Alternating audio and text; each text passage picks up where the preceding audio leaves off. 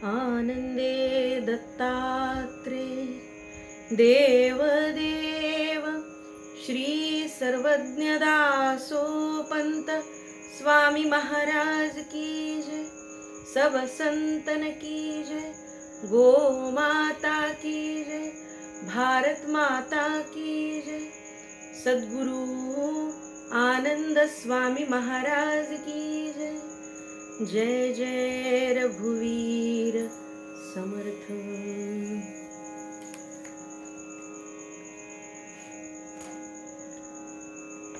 रूपक जे दासोपंतांनी वर्णन केलेले 5 पांडव, श्रीकृष्ण, तो रथ ज्याच्यामध्ये श्रीकृष्ण आणि अर्जुन रथी आणि सारथी आहेत, जहल लक्षणाचा तो रथ आहे, जीव आणि शिव अर्जुन आणि श्रीकृष्ण आहे, आणि हे पांडव धर्मराजापासून नकुल सहदेवाच्या पर्यंत ते नेमके कोण आहेत याचं रूपक दासोपंतांनी फार सुंदर बसवलंय. आपण ते काल बघितलं आणि आपण इथपर्यंत आलो होतो की विहित कर्म आचरण ते भक्ती रूप ईश्वरार्पण अथवा ईश्वर भजन तोही भक्ती योग. खरं म्हणजे जाता जाता पुन्हा भक्तियोगावर दासोपंत निरूपण करतायत, जे प्रस्तावनेमध्ये त्यांनी फार दीर्घ प्रमाणामध्ये भक्ती म्हणजे काय, भक्तियोग का याच्यावरती त्यांनी विश्लेषण केलं होतं. तेच पुन्हा इथे सांगितलं. तिसरा द्रुपदू तया पाठी तो भक्तियोग जाणा गोष्टी कर्म भक्ती रूपे उठी तरी ज्ञान होय. विहित कर्म आचरण ते भक्ती रूप ईश्वर अर्पण अथवा ईश्वर भजन तोही भक्ती योग. काय आहे भक्तियोग? कोणकोणता आहे? आपलं कर्म भक्ती रूपानं करणं. जे आम्ही कर्म करतो आहोत ते देवाची भक्ती म्हणून करणं आणि याचं ज्ञान असणं.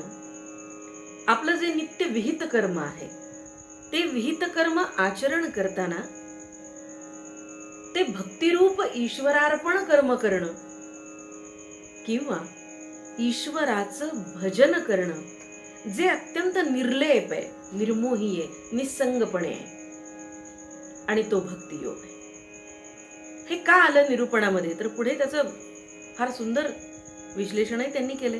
तया मागे दृष्टकेतू क्रमे चितयाचा संकेतू अभ्यास योग विख्यातू तो जाणावा.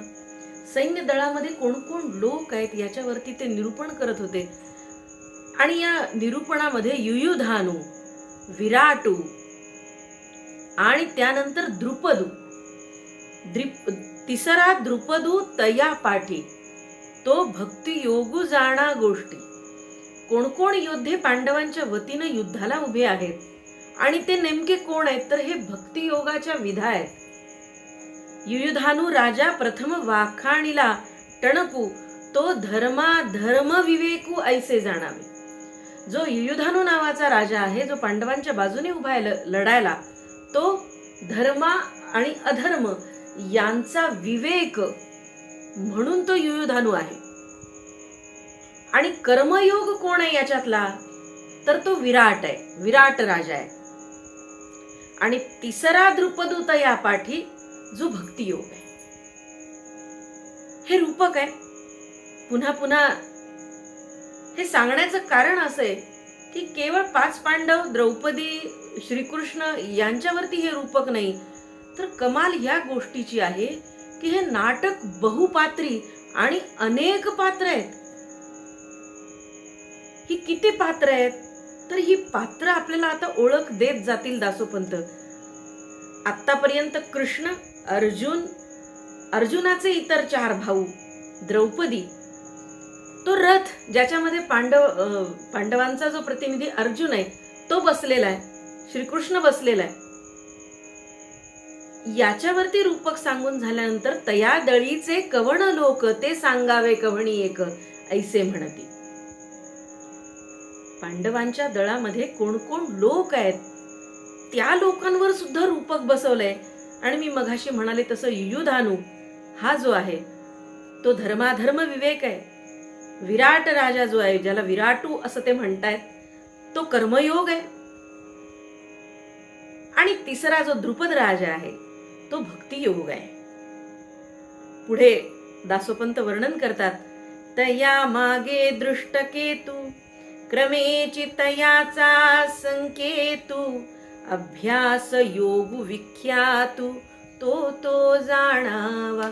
धृष्टकेतू जो राजा उभा आहे लढायला पांडवांच्या बाजूनी तो कोण आहे तर तो अभ्यास योग आहे. शमुदमू प्राणायामू प्रत्याहारू सर्व नियमू ऐसा अभ्यास योग उत्तमू धृष्टकेतू तो. कसला अभ्यास योग आहे हा तर शम दम प्राणायाम प्रत्याहार नियम यम नियम प्रत्याहार आपण योगसूत्रामध्ये बघतो. आणि याचा अत्यंत उत्तम अभ्यास योग तो म्हणजे धृष्टकेतू आहे. वैराग्य योगु तयावरी चेकितानुराजा तो निर्धारी आता सांडिजे बाह्य सामग्री तो योगू नव्हे. चेकितानुराजा जो पांडवांच्या बाजूने उभा आहे ज्याचं वर्णन आपण दासोपंतांनी पूर्वी केलं ते ऐकलं तो कोण आहे तर दासोपंत वर्णन करतात की चेकितानु हा प्रत्यक्ष वैराग्य योग आहे. वैराग्य योग काय सांगतोय तर बाह्य रूपाकडं बाह्य सामग्रीकडं बघण्याचं काही कारणच नाहीये. बाह्य रूप बाह्य सामग्री बाह्य दृष्टी ही सांडायची आहे ती बाजूला सारायची आहे. आणि अशा प्रकारचा निर्धार म्हणजे प्रत्यक्ष वैराग्य योग असलेला म्हणून तो चेकितानुराजा आहे असं रूपक ते मांडतायत. पुढे योगी प्रतिबंधू जेणे तेची सार्वकाळ सांडणे मग योग्यता पावणे अध्यात्मज्ञानी. आणि हे जे सगळे योग आहेत बघा म्हणजे रूपक बसवल्यानंतर एखादं नाटक जर सांगायचंय तर त्या नाटकातल्या पात्रांचं नामाभिधान आणि त्यांची भूमिका याच्याशी जी संगती असावी लागते संदर्भ जो पक्का असावा लागतो जो आम्हाला इथे कुठेतरी दुसऱ्याशी जोडायचा आहे तो अध्यात्माशी जोडायचा आहे दासोपंतांना. तो संदर्भ कशाचा जोडायचा आहे तर नाटकातली ही जी पात्र दासोपंत रूपक म्हणून उभी करतायत त्या पात्रांचा आध्यात्मिक संगतीनं संदर्भ जोडायचा आहे.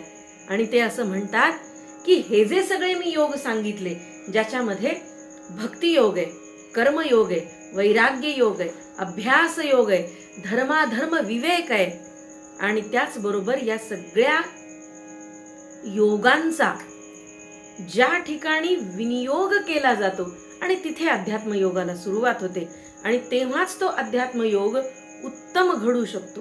योगी प्रतिबंधू जेणे तेची सार्वकाळ सांडणे.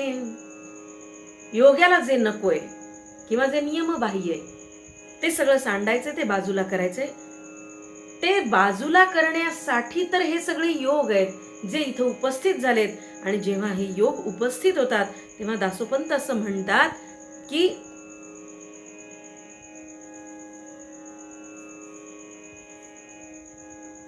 मग योग्यता पावणे अध्यात्मज्ञानी. जेव्हा हे सगळे योग सुयोग होतील विनियोगाला पात्र असतील म्हणजेच बाह्य सामग्री सांडली जाईल भक्तीचं अनुसंधान केलं जाईल अभ्यास योग संपूर्ण केला जाईल धर्म अधर्माचा विवेक जिथे आहे आणि त्याचबरोबर ईश्वरार्पण हे सगळं करताना या सगळ्या भक्ती योगाचा विनियोग कर्मयोगाचा विनियोग, अभ्यास योगाचा विनियोग आणि त्याचबरोबर डोळस ज्ञान ज्या ठिकाणी आहे तिथे दासोपंत वर्णन करतात की मग योग्यता पावणे अध्यात्मज्ञानी. आणि मग या सगळ्या योगाच्या नंतरच अध्यात्मज्ञान घेण्याची त्या व्यक्तीची, त्या साधकाची पात्रता निर्माण होते. गोष्ट सांगता सांगता अध्यात्म ज्ञान प्राप्त करण्यासाठी आम्हाला किती योग संपूर्ण आत्मसात करावे लागतात हे दासोपंतांनी रूपकानी इथे आम्हाला सांगितले. पुढे काय म्हणतात ऐकूया. सहावा समर्थू काशीराजू तो सत्संगू मानावा सबीजू जेणे द्वारे योगीराजू आत्मा सापडे. हे 5 योग झाले. आणि आता 6वं काय तर काशीराज नावाचा जो राजा, जो पांडवांच्या वतीने, पांडवांच्या बाजूने युद्धाला उभा आहे, तो काशीराज कोण आहे तर तो सत्संग आहे. सत्संग हे रूपक काशीराजावरती बसवलंय. अत्यंत समर्थ असा राजा. हा राजा म्हणजे प्रत्यक्ष जणू सत्संगच मानावा. सतबीजू जेणे द्वारे योगी राजू आत्मा सापडे. सत्संगाचं फळ काय तर प्रत्यक्ष योगी राजाचा आत्मा तुम्हाला तो सापडणार आहे. असं हे सत्संगाचं बीज आहे. कोण आहे तर 6वा समर्थू काशीराज.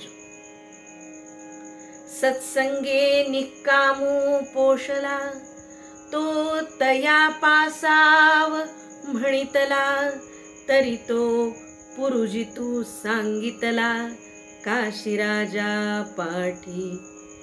आणि जेव्हा सत्संग होतो, आचार्य चरपटमंजरीमध्ये फार सुंदर वर्णन करतात. सत्संगे निसंगत्वम निसंगत्वे निर्मोहत्वम.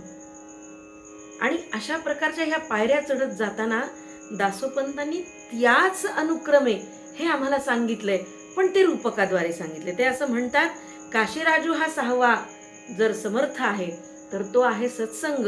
आणि जेव्हा सत्संग घडतो आणि त्यावेळेला निष्काम होतो माणूस, निर्लेप होतो, मायेपासून परावृत्त होतो, ज्याला आपण वासनामुक्त असं म्हणतो. आणि म्हणून जीव वासनामुक्त होतो. अशा वेळेला तो निष्काम होतो. आणि निष्कामू पोषला. निष्कामू पोषला म्हणजे कुठल्याही प्रकारची आशा नसण्याची वृत्ती, तिचं पोषण सत्संगानं होतं. सत्संगे निकामू पोषला. सत्संगानं काय होतं तर माणूस निर्बीज होतो. ज्याला आपण असं म्हणू की आशा संपूर्ण समूळ नष्ट होते त्याची. आणि आशा संपल्यानंतर तो जो निकाम वृत्तीचा जो व्यक्ती आहे त्याच्यावरती निकाम कोण आहे तर त्यांनी वर्णन केले दासोपंतांनी पुरुजित. सत्संगे निकामू पोषला तो तया पासाव म्हणितला तरी तो पुरुजितू सांगितला काशीराजा पाठी. काशीराज हा जर सत्संग असेल तर सत्संगाच्या सत्संगत्वानं निकाम उत्पन्न होतो. आणि तो निकाम म्हणजे प्रत्यक्ष पुरुजित हा राजा आहे. निकामे जिंकले पुरत्रय निकामे केले स्वकार्य सत्संगा पासाव वीर्य यया उत्पत्ती ते. निकामे जिंकिले पुरत्रय. आता खरं म्हणजे हे कुरुक्षेत्रावरचं युद्ध आहे. ही लढाई कोणत्या पुरातली आहे? कुरुपुरातली आहे, कुरुक्षेत्रावरची.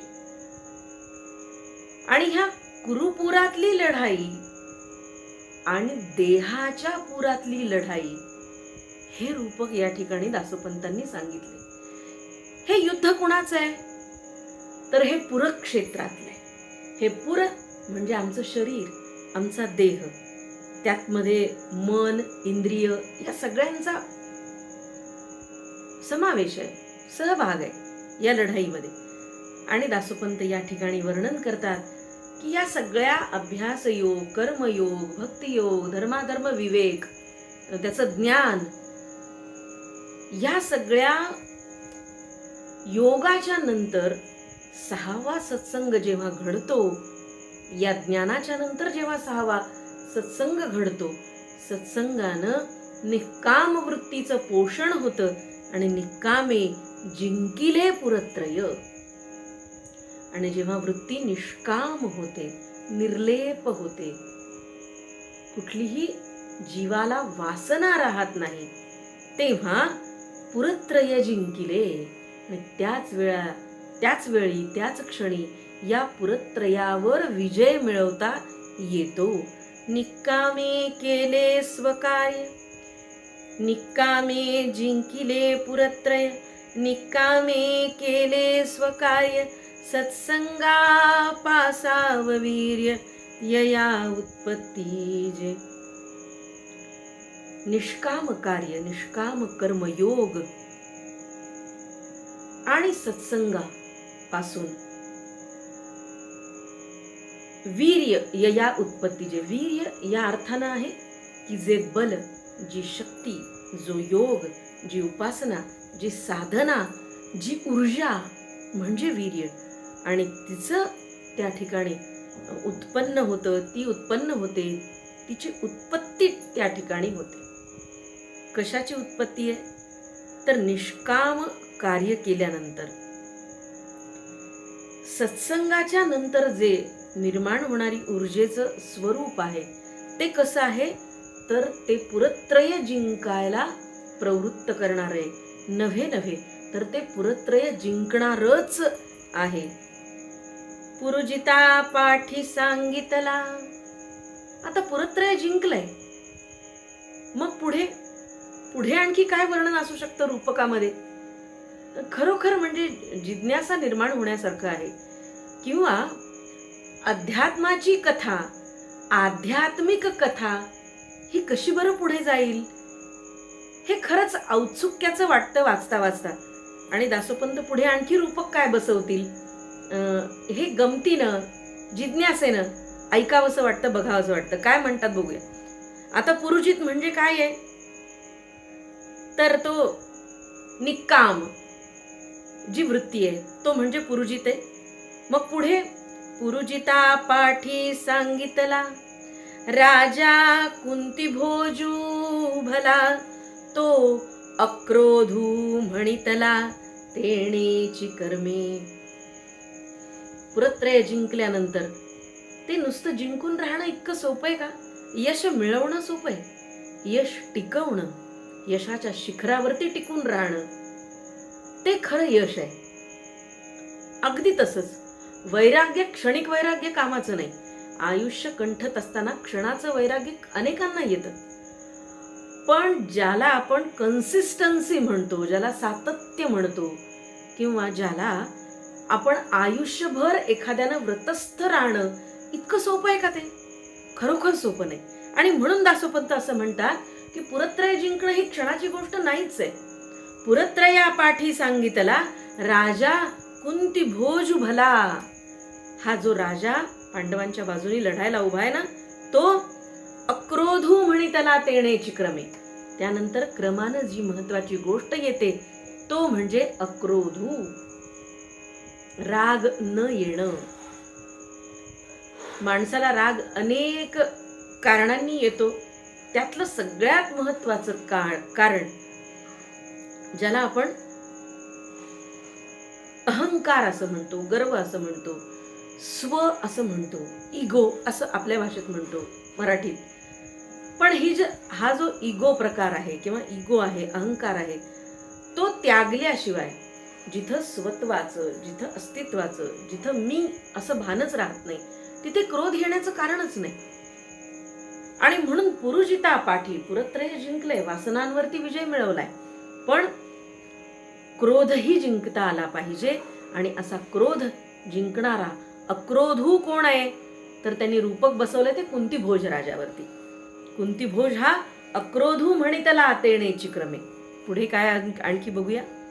निष्कामा अक्रोधू शरीरी क्रोधूतो नाशला वैरी या लागी कुंती भोज क्षेत्री अक्रोधूज.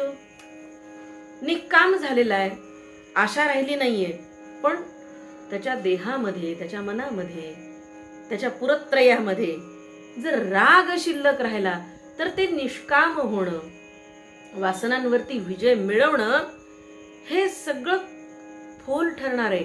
क्रोधू तो नाशला वैरी. जर एक रागाची शलाका, एक संतापाची लाट, एक क्रोध माणसाला हे सगळे कमवलेले योग मातीत घालवायला लावतो.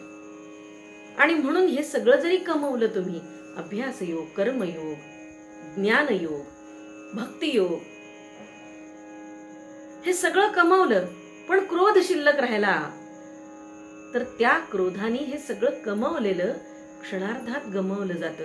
आणि म्हणून दासोपंत वर्णन करतात का हा जो 7वा गुण आहे, या अध्यात्म मार्गावरती क्रमण करण्याचा हा जो टप्पा आहे 7वा, तो कुठला आहे? तर तो आहे अक्रोध. आणि तो कुंतीभोज राजावरती त्यांनी ते रूपक बसवले. शैब्यू 8वा राजा तो. शैब्यू तया मागे 9वा, तो अदंभू सत्य जाणावा, कामा क्रोधाचा अभावा उपरी जो होय. शैब्य राजा जो 9वा टप्पा आहे, किंवा शैब्य जो पांडवांच्या बाजूने लढणारा अत्यंत उत्तम रथी आहे, तो त्याच्याशी तुलना केली अदंभू सत्यू जाणावा. दंभ नसावा. भक्तीचा दंभ आहे, संसाराचा प्रापंचिक दंभ आहे. पण प्रापंचिक दंभाचा इथे शेष तो राहत नाही. त्याचं कारण हे जे वरचे अभ्यास योग सांगितलेले सगळेच, भक्तियोग, कर्मयोग, त्या वाटेवरती जेव्हा आपण असतो तेव्हा हे जे विकार आहेत, त्या विकाराचे हे टप्पे कसे कसे सांडायचे, बाजूला करायचे, त्याचं हे वर्णन आहे. आणि दासोपंत असं म्हणतात की अदंभ, दंभ न करणे, देखावा, भक्तीचा कांगावा, किंवा मी खूप भक्त आहे, माझ्यासारखा भक्त दुसरा कोणी नाही, किंवा डोलारा म्हणूया आपण, त्याचा जो प्रचंड फुगवटा दाखवणं, देखावा करणं, हा जो दंभ आहे, तो दंभ नसणं म्हणजे अदंभी असणं. आणि तो अदंभू कोण आहे? तर शैब्य आहे. हा शैब्य राजा जो 9वा वर्णन केलेला पांडवांच्या सैन्यातला शूर पराक्रमी वीर, तो शैब्य राजा, तो अदंभू आहे आणि अत्यंत सत्यानं वागणारा. कुठल्याही आतबाहेर कुठलीही गोष्ट नाही. जो बाहेर प्रकट करण्याची गोष्ट आहे त्याची तीच त्याच्या अंतरामध्ये आहे. आत बाहेर वेगळे नसणं म्हणजे अदंभ असणं, दंभ न करणं. तसा तो शैब्य राजा आहे. हा 9वा टप्पा आहे या आध्यात्मिक मार्गक्रमणातला. दासोपंत पुढे वर्णन करतात, विक्रांतू आणि युधामन्यू द्विविधू आस्था योग संपूर्ण, उत्तमौजू सुभानु तो स्वास्था योगु 11वा. विक्रांत आणि युधामन्यू 2 आस्था योग संपूर्ण आहेत. हे 2 योग एकत्र आल्यानंतर जे द्वैत आहे, आस्था योगाचं जे द्वैत आहे, त्याच्या 2 बाजू म्हणजे विक्रांत आणि युधामन्यू आहे, ज्याला त्यांनी आस्था योग असं म्हटलंय. आस्था मनामध्ये आपलं जे आराध्य आहे, भक्तीसाठी आपण ज्याला आराध्य मानलंय त्याच्याविषयी प्रचंड आस्था असणे. निष्ठा वेगळी आणि आस्था वेगळी. आस्था आदर असणं आणि त्याच्याबद्दलची जी आस्था आहे, ज्या रूपकासाठी त्यांनी हे वापरले, विक्रांत आणि युधामन्यू हे पांडवांच्या बाजूनी लढायला उभे राहिले. त्याचं कारण असं आहे की पांडवांच्या बद्दल या दोघांना प्रचंड आस्था होती मनामध्ये. आणि म्हणून आस्था योगो संपूर्ण विक्रांत आणि युधामन्यू हे 2 म्हणजे कोण आहेत? तर आस्था योगाच्या 2 बाजू आहेत. आस्था योगाच्या नाण्याच्या दोन बाजू म्हणजे हे राजा विक्रांतू आणि युधामन्यू आहे. उत्तमौजू सुभानू स्वास्था योगू 11वा, हा 10वा योग आणि त्यानंतर 11वा जो योग आहे तो स्वास्था योग आहे. जो उत्तमौजू हा नावाचा जो राजा आहे तो स्वास्था योग आहे. ऐसे हे परराष्ट्रनाथ बहिरंगीच समस्त आता अंतरंग सुत तेची कवण. आता हे परराष्ट्रनाथ असं वर्णन केले त्यांनी. ऐसे हे परराष्ट्रनाथ, प्रत्यक्ष पांडवांच्या बाजूने लढायला 5 पांडव नव्हते का? तर ते होते. मग ते कोण आहेत? तर ते 5 पांडव म्हणजे पंच ज्ञानेंद्रिय पंच कर्मेंद्रियाच्या अंगानी दासोपंतांनी ते रूपक मांडलं. पण या 5 ज्ञानेंद्रिय 5 कर्मेंद्रियाच्या व्यतिरिक्त सगळे जे विकारावरती मात करण्याचे गुण आहेत ते गुण परराष्ट्रनाथ आहेत. प्रत्यक्ष हस्तिनापूरचे किंवा पांडवांच्या दळातले कोणी त्यातले नाहीयेत. तर ते कोण आहेत? तर ते इतर राष्ट्रांचे इतर राज्यांचे राजे आहेत जे परराष्ट्रनाथ म्हणून आहेत. ते कोण आहेत? तर ते विकारांवरती विजय मिळवणारे गुण आहेत. याचा अर्थ असा की मूळ इंद्रियांच्या वरती ताबा मिळवणं हे त्या इंद्रियांचं काम आहेच. पण आजूबाजूचे राजे जे आधारासाठी आलेले आहेत त्यांचा आधार घेतल्याशिवाय या इंद्रियांना आपलं काम सुकर करता येत नाही. आणि म्हणून बहिरंगची समस्त परराज्याचे परराष्ट्राचे जे राजे आहेत ते आधारासाठी आलेत. हे सगळे बहिरंग आहेत, बाह्य बाजूनं लढणारे आहेत युद्धामध्ये. अंतरंगामध्ये लढणारे वेगळेच आहेत. अंतरंगामध्ये कोण लढणारे? आता अंतरंग सुत तेची कवण. अंतरंगामध्ये म्हणजे आतल्या बाजूने. आता ते दोन्ही अंगानी अर्थ आहे त्याचा. कुरुक्षेत्रावरती आतल्या गोटातला लढणारा माणूस, योद्धा, वीर, सेनापती, सैनिक, काही म्हणा, तो आतल्या गोटातला लढणारा मुलगा सुत म्हटलंय त्यांनी. आणि बाहेरून लढणारे याच्यामध्ये फरक आहे. हे परराष्ट्रनाथ असा उल्लेख ज्यांचा त्यांनी केलाय दासोपंतांनी, ते सगळे अभ्यासानं, क्रियाकर्मानं किंवा बाह्य रंगानं आत्मसात करायच्या गोष्टी आहेत. अभ्यास, चिंतन, भक्तियोग, कर्मयोग, धर्म अधर्म याचा विवेक, या सगळ्या गोष्टी बाह्य स्वरूपाच्या आहेत. त्या बाह्याकडून आतमध्ये जाणारे आहेत. जेव्हा तो बाहेरच्या बाजूने तो आत जाईल गुण, त्या वेळेला अंतरंगामध्ये बदल घडेल. आणि मग आतमध्ये लढणारे कोण आहेत? हे युद्ध जे कुरुक्षेत्रावरचं युद्ध आहे आणि दासोपंत जे सूचकपणे सांगतायत, संकेतानं सांगतायत, ते पुरत्रयाचं युद्ध आहे. ह्या देहाचं युद्ध आहे, इंद्रियांचं युद्ध आहे, मनाचं युद्ध आहे, आत्म्यासाठी हे युद्ध आहे. जीव शिव एक करण्यासाठीचं ते युद्ध आहे. आता ते असं वर्णन करतात, आता अंतरंग सुत तेची कवण. आतमधल्या बाजूनी कोण लढणार आहे किंवा आतल्या गोटामध्ये कोण उभा आहे बरं लढाईला?